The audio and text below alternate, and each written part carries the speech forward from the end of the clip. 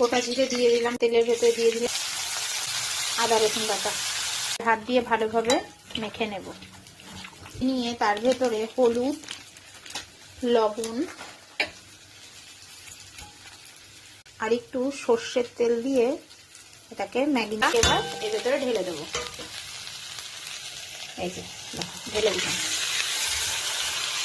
পুরোটা দিয়ে দিলাম।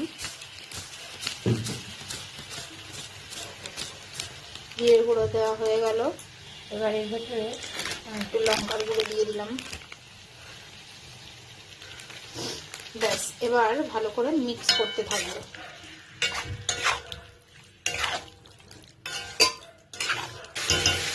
এবার এর ভেতরে আমি ধনে পাতা কুচিটা দিয়ে দেবো লোটের ভেতরে।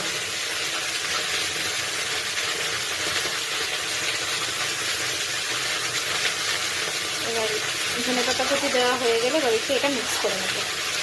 তাহলে রেডি আমাদের লোটের